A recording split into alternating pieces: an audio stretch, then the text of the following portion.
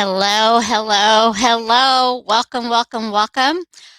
If you recall, I used to do Facebook Lives all the time here on Positive Focus, and I have not for many, many, many months, possibly even close to a year now. But I am getting back into it. You're going to be able to see me here Tuesdays and Thursdays at 11:30 a.m. Central Time, which is Chicago. So join me. Let me know where you're joining me from. I am Carol C.C. Miller, your positive impact coach, your peace activator, and global hugger, coming to you with an embrace your life discussion to help heighten your celebrations and lessen your sorrows. Because life is really precious and it's really fragile. And the more that we can stay in a space of deep gratitude and appreciation for where we are and continue to focus on where we want to be, our days are a little easier to get through. So, depending on the day, sometimes I'm going to have guests. Like Thursday, I have a guest. Tina Clanaris Robinson is joining me in 2 days, and we're going to be talking about how art has helped her embrace her life fully from her own celebrations and her own challenges that she's gone through. She makes some beautiful artwork, so I'm excited to share her art with you. She's been a guest with me many, many times before in the past, and hopefully she'll continue to do so in the future as well. So today's conversation is about who do you want to be? Who do you want to show up as in your daily life? Now, when we're going through a easy time, when we're going through things working out for us and things working the way we want to, it's pretty easy then to show up as your highest self, your best self. But what about those times that you're struggling? Those times that maybe you're in sorrow or you're in frustration or you're angry about something? How do you show up for your best self then? The quote for today is: You may not control all the events that happen to you, but you get to decide not to be reduced by them. Maya Angelou. So, whatever you're going through right now, if you're in a moment of celebration, how are you showing up for yourself? How are you showing up for your best self? How are you being gentle with yourself? How are you being kind to yourself? And especially when you're going through a struggle and a challenge and life isn't showing up in the best way for you right now. What are you doing to take care of yourself, to nurture yourself, to feed yourself? It's very easy when things are going well to show up as your best self. It's when the challenge is when you really have to focus and you really have to center yourself in your truth of being a love, kind, caring, compassionate person, is when you are going through a struggle. And I don't know about anybody who does not struggle at some point in their life.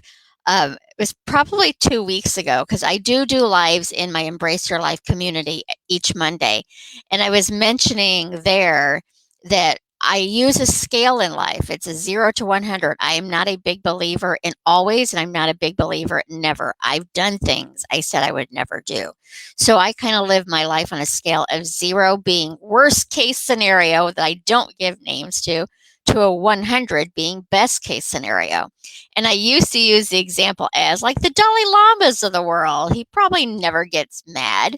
And a few days after I had said that, his social media team, I'm pretty sure Dalai Lama's probably not posting on Facebook, but he posted it on Facebook how that he too gets angry, but it doesn't feel good in his body. So he does what he can to work through it rather than spew it.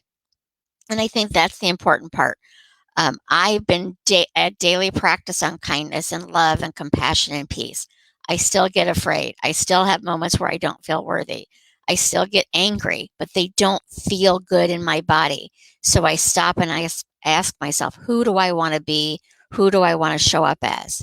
When I'm in a really good place, showing up as my best self is pretty amazing. When I'm in it having a struggle, maybe my best self is just keeping put one foot in front of the other. It varies depending on the circumstance you are. Maybe if you're in a really hard place in your life and sad about the loss of a loved one, the loss of a job, the loss of something, maybe your best self is just getting out of bed that day. Maybe your best self is staying in bed that day and being kind to yourself and resting. So there's not a one size fits all to any situation. And your best self is going to be different depending on what you're going through. So on my scale of 0 to 100, I focus on staying in the 80 to 100 the majority of the time. I get people will say, well, you're always kind. I'm like, no, I'm not. I mean, I'm the majority of the time I am kind. And when I'm not kind, it's often a reflection upon myself that I'm being unkind about. And generally, for me, not everyone, it varies. My unkindness comes more in thought than it does in word or action because I know how powerful words are. So I'm pretty conscious about the words I choose to share. So even if I'm angry at someone, it rarely would come out as an anger discussion because I know once it's said, I cannot take it back. I can apologize, but I can't take it back. They now have the words now have life of their own. But my thoughts, I can have absolute thoughts of unkindness towards myself or maybe being frustrated with somebody or that kind of thing.